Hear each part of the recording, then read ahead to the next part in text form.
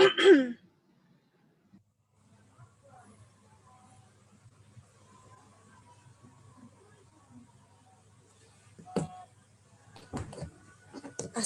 warahmatullahi wabarakatuh. Kami dari kelompok 3 akan memaparkan materi mengenai Pancasila sebagai paradigma pembangunan dalam bidang ekonomi.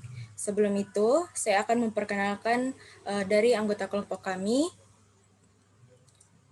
Yang pertama ada Nur Inaya Musa, yang kedua Mutiara Viva yaitu saya sendiri, yang ketiga Nurul Syahrani, yang keempat Nur Fauzia, yang kelima Andi Nadia, yang keenam Andini Narafaidah, dan yang ketujuh Andi Arika.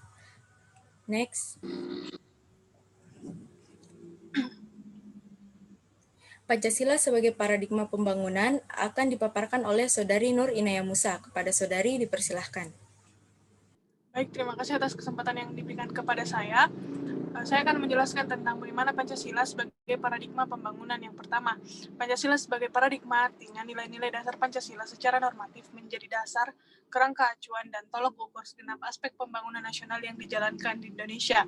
Yang kedua, Pancasila sebagai paradigma pembangunan artinya bahwa dalam segala aspek pembangunan nasional harus berlandaskan kepada nilai-nilai yang terkandung dalam sila-sila Pancasila. Selanjutnya, saya berikan kepada moderator. Baik, selanjutnya Pancasila sebagai paradigma pembangunan dalam bidang ekonomi akan dipaparkan oleh saya sendiri. Sesuai dengan paradigma Pancasila dalam pembangunan ekonomi, maka sistem dan pembangunan ekonomi berpijak pada nilai moral dari Pancasila. Secara khusus, sistem ekonomi harus mendasarkan pada dasar moralitas ketuhanan, yaitu sila pertama Pancasila, dan kemanusiaan sila kedua Pancasila.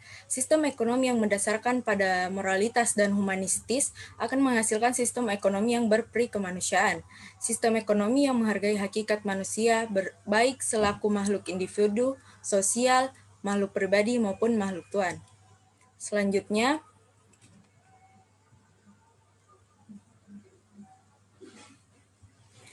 sistem ekonomi Pancasila akan dipaparkan oleh Saudari Nur Fauzia. Kepada Saudari dipersilahkan. Baik, terima kasih atas kesempatan yang diberikan. Saya akan memaparkan mengenai sistem ekonomi Pancasila. Sistem ekonomi Pancasila atau SEP merupakan sistem ekonomi yang digali dan dibangun dari nilai-nilai yang dianut dalam masyarakat Indonesia. Beberapa prinsip dasar yang ada dalam SEP tersebut antara lain berkaitan dengan prinsip kemanusiaan, nasionalisme ekonomi, demokrasi ekonomi yang diwujudkan dalam ekonomi kerakyatan dan keadilan. Next.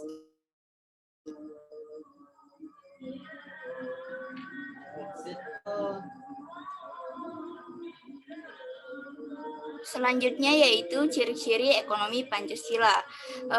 Adapun ciri-ciri ekonomi Pancasila yang pertama yaitu yang menguasai hajat hidup orang banyak adalah negara atau pemerintah.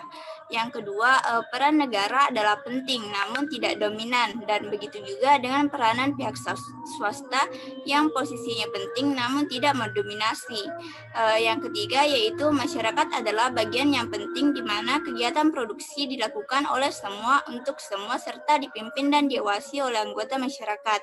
Yang terakhir yaitu modal ataupun buruh tidak mendominasi perekonomian karena didasari atas asas kekeluargaan antar sesama manusia. Sekian pemaparan dari saya kembalikan kepada moderator. Baik, selanjutnya realita akan dipaparkan oleh Saudari Nurul Syahrani. Kepada Saudari dipersilahkan. Terima kasih atas kesempatannya. Saya akan menyampaikan realita pembangunan ekonomi Indonesia. Pada saat ini, Indonesia masih terdapat permasalahan dalam perekonomian yang masih cukup besar pengaruhnya terhadap pembangunan ekonomi Indonesia. Bahkan, permasalahan ekonomi yang terjadi di suatu negara dapat memperlambat laju pertumbuhan ekonomi. Di Indonesia, permasalahan ekonomi dapat menghambat terwujudnya dan kesejahteraan masyarakat. Beberapa permasalahan ekonomi Indonesia adalah rendahnya pertumbuhan ekonomi, kemiskinan, pengangguran, kesenjangan penghasilan, inflasi, hutang luar negeri, ketidakmampuan mengembangkan sumber daya manusia, dan masih banyak lagi. Itulah tadi pemaparan dari saya kembalikan kepada moderator. Selanjutnya, contoh masalah.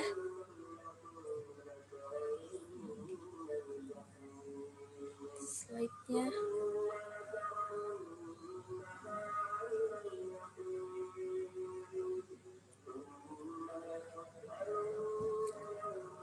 Selanjutnya, contoh masalah dalam bidang ekonomi yang terjadi di Indonesia akan dipaparkan oleh Saudari Andi Nadia. Kepada Saudari dipersilahkan.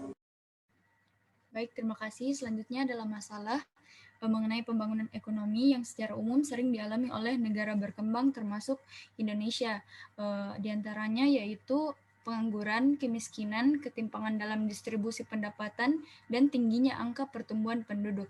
Hal ini menunjukkan ketidakmerataan kesejahteraan masyarakat yang merupakan penghambat proses pembangunan ekonomi. Saya kembalikan kepada moderator. Selanjutnya, solusi dari pembangunan bidang ekonomi Indonesia akan dipaparkan oleh Saudari Andini Narafaida. Kepada Saudari dipersilahkan. Baik, terima kasih atas kesempatan yang diberikan. Solusi yang kami berikan adalah pertama, meningkatkan kualitas pendidikan. Pendidikan merupakan unsur penting pembentuk kepribadian bangsa dan kualitas masyarakatnya. Di berbagai negara, pendidikan selalu diutamakan dalam setiap pembahasan. Strategi yang dibuat pemerintah untuk memajukan pembangunan ekonominya. Kebijakan pendidikan di Indonesia sendiri adalah wajib belajar 9 tahun yang kemudian ditingkatkan menjadi wajib belajar 12 tahun. Setelah menempuh pendidikan tersebut, pemerintah juga seringkali membuka kesempatan bagi siswa berprestasi untuk mendapatkan beasiswa ke perguruan tinggi. Yang kedua adalah membuat dan melaksanakan perencanaan pembangunan. Tujuannya adalah untuk mencapai sasaran pembangunan ekonomi. Dalam perencanaan ini, perlu adanya dukungan dari pemerintah dan pengawasan dari seluruh masyarakat agar perencanaan ini dapat dilaksanakan. Yang ketiga adalah meningkatkan tabungan dan investasi. Tabungan dan investasi merupakan modal yang sangat penting dalam pembangunan. Dengan perbaikan kualitas pendidikan, masyarakat akan berupaya untuk meningkatkan produktivitas dan pendapatannya sehingga dapat meningkatkan tabungan dan investasi.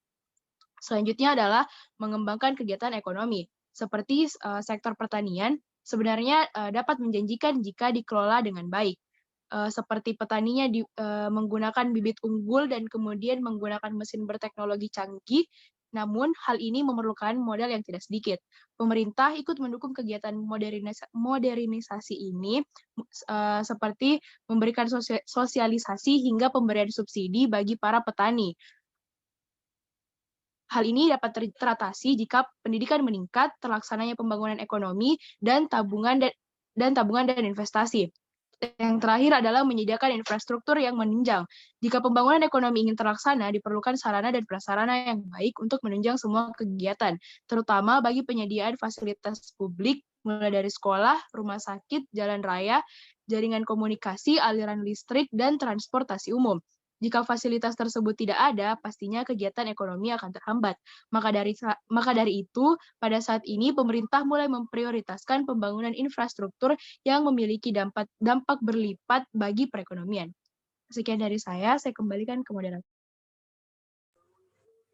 Selanjutnya, kesimpulan yang akan dipaparkan oleh Saudari Andi Arika. Kepada Saudari dipersilahkan. Selanjutnya itu kesimpulan.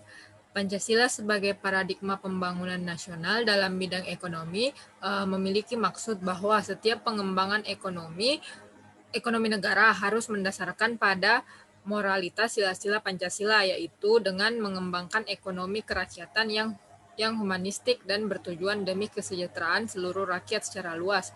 Salah satunya adalah dengan pembangunan dan pengembangan ekonomi nasional yang menjadi tujuan nasional negara Republik Indonesia. Sekian, saya kembalikan ke moderator.